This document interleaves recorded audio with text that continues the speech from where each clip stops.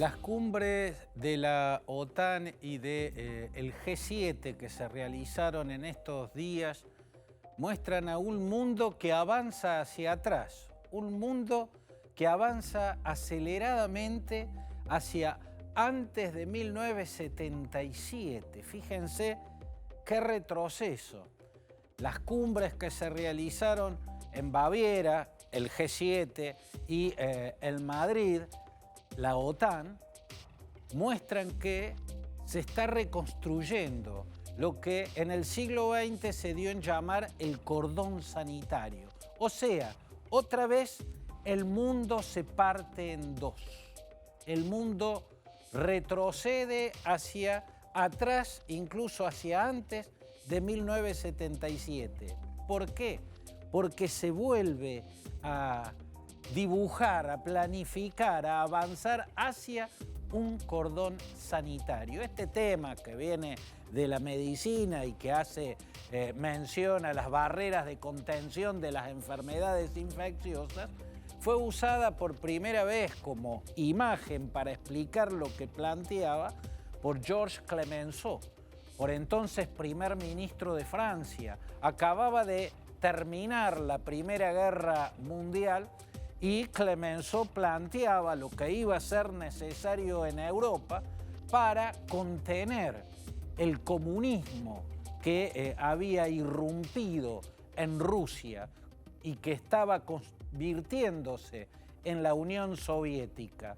El concepto de cordón sanitario que entonces tras la Primera Guerra Mundial planteó Clemenceau para mostrar la división en ese momento solo en Europa, luego se profundizó y llegó a su máxima expresión con la creación del Tratado de la Organización del Atlántico Norte, la NATO o la OTAN, y su correlato que vino como respuesta, el Pacto de Varsovia, y la OTAN, el Tratado del Atlántico Norte, tuvo su extensión al sur, porque la OTAN era una de las materializaciones, la más acabada en materia de alianza militar, de eso a lo que Clemenceau había llamado el cordón sanitario.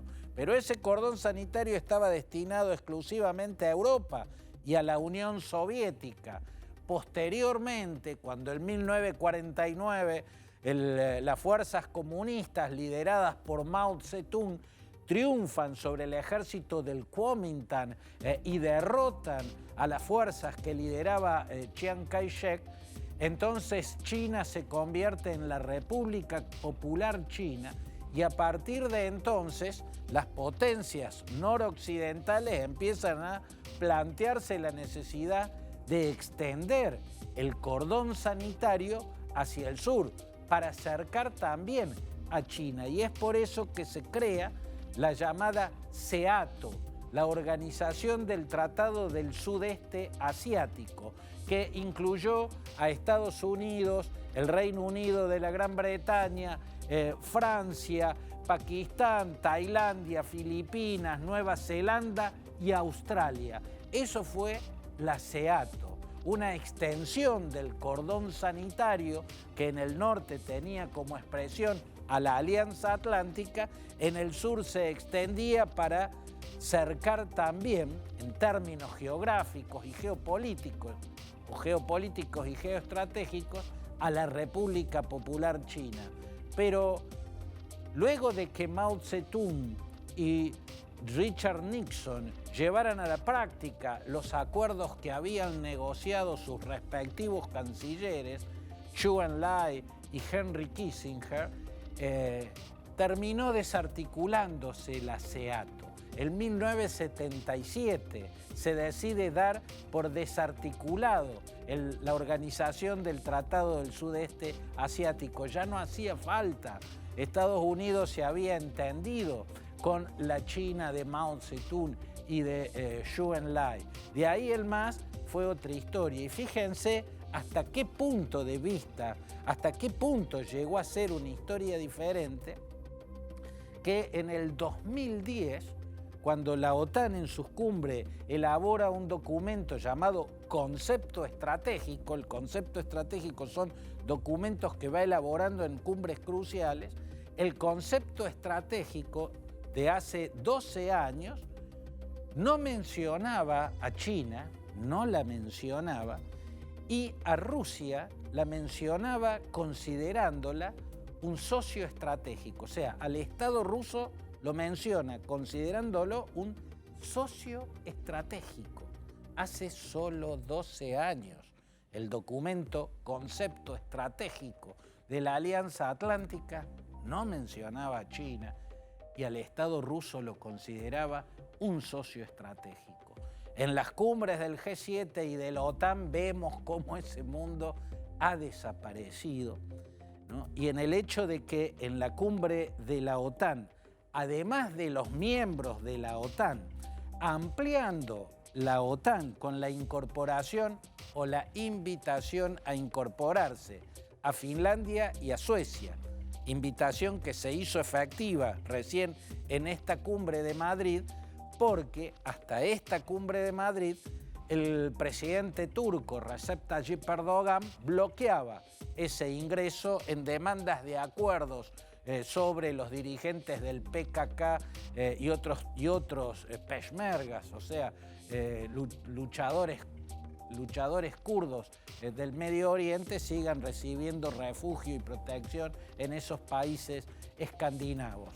El hecho es que en la cumbre de Madrid que hizo la OTAN, se invitó a la ampliación, se acordó reforzar militarmente a la OTAN en Europa, o sea, reforzar y ampliar el cerco militar sobre Rusia, y al mismo tiempo a esta cumbre, por primera vez en la historia, se invitó a que participen como observadores, pero que participen al fin como aliados de la OTAN, Australia, Nueva Zelanda, Japón y Corea del Sur.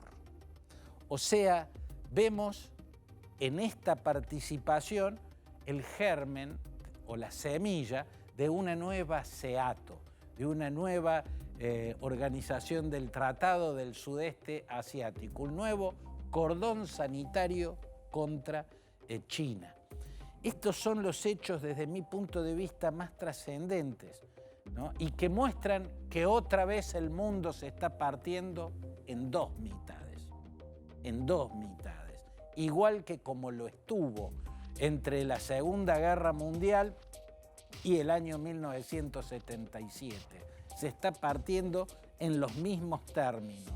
Y a este hecho se suma la propuesta norteamericana, por momentos solo en estado embrionario, de impulsar alianzas de cooperación estratégicas sobre infraestructura, para el desarrollo de infraestructura en Latinoamérica, en África, o sea, en los continentes donde, a través de acuerdos de cooperación en la construcción de infraestructura, China está expandiendo su influencia. Hoy la OTAN se plantea la contención de China en términos de expansionismo territorial, sobre todo el que se está dando a partir del mar, contra islas y soberanía marítima de Vietnam, de Japón, de Filipinas y de Corea del Sur, y al mismo tiempo se está planteando cómo contener la expansión de la influencia china a través de acuerdos de creación de infraestructura en otros continentes, particularmente de veloz avance en África y particularmente de veloz avance también en América Latina. Por eso yo a eso lo llamo la creación o la idea en la OTAN de crear una suerte de contrarruta de la seda, porque esa forma de expansión a otros continentes de la influencia china a través de la infraestructura se da en el marco de lo que se conoce como la ruta de la seda, la segunda ruta, la nueva ruta de la seda. Bueno, lo que está planteando Joe Biden es una suerte de contrarruta de la seda. La suma da que otra vez el mundo se parte en dos, el mundo retrocede hasta antes de 1977, la urgencia está planteada en contener o impedir la victoria de Vladimir Putin en Ucrania o limitar lo máximo posible esa victoria militar que en algunos términos parece inexorable, pero lo estratégico, lo fundamental tiene que ver con la contención estratégica de China. China y Rusia entonces se empiezan a hacer un solo bloque y así lo está viendo el bloque occidental. Eso se ha visto en estos días con claridad meridiana, aunque se venía insinuando desde hace tiempo a partir de estas cumbres, ya es imposible no ver que el mundo está partiéndose de nuevo en dos.